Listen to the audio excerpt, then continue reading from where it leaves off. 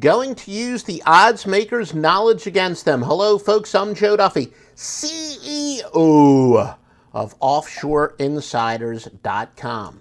Well, you know that we keep telling you time and time again, anytime the odds makers tell us something, use that knowledge against them. And baseball is no exception. I've got some very specific examples for you.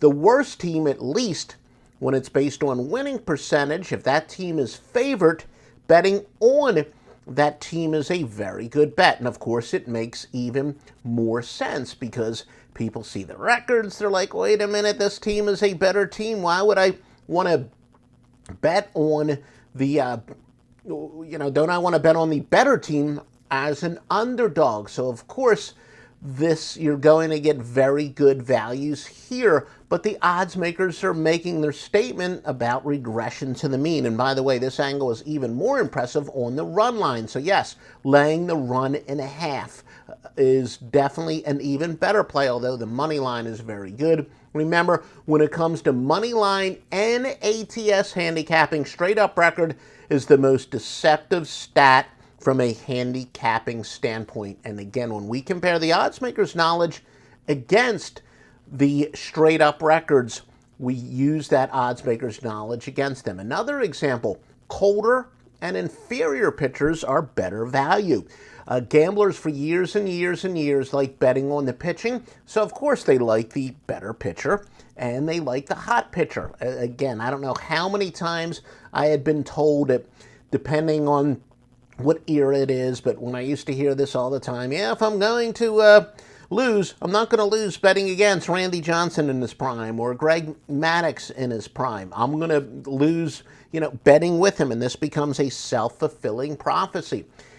Again, I say it so often, but do not bet on the team or the pitcher that is much easier to root for, so to speak. There really is a lot of truth about no pain, no gain.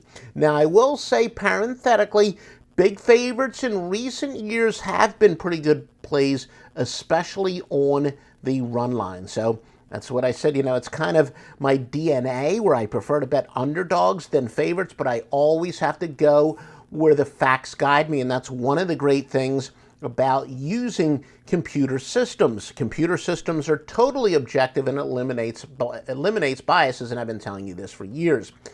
Now, when the odds makers tell you a team has their best chance to win in recent play, listen to what they tell you. For example, let's just say a team is a favorite. They're laying 112 after having been underdogs of 140, 162, and 187 in their previous three. When the odds makers are telling you this is a team's best chance to win in a while, even if they're still underdogs, they are great value. And ditto, if a total is lower than usual, it's generally a good underplay.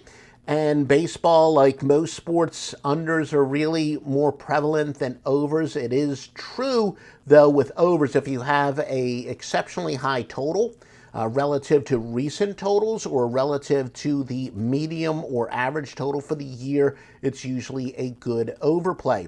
Now, early in my industry days, I was told by some of the veterans, some people that were making good money betting, that you should really bet team streaks, bet the opposite streaks of 3 or more. That was kind of the magic number I heard. In other words, if one team's on at least a 3-game winning streak and the other team is on at least a 3-game losing streak, you would bet on the hotter team.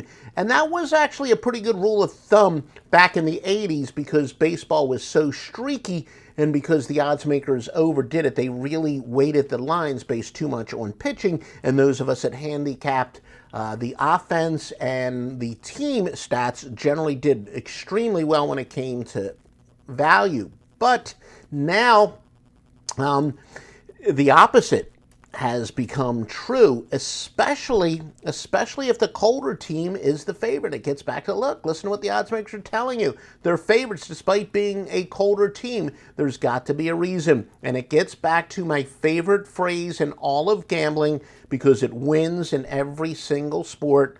It's about regression to the mean, and the odds makers tell us usually when a team is going to regress to the mean. So, I keep using the term golden rule a lot.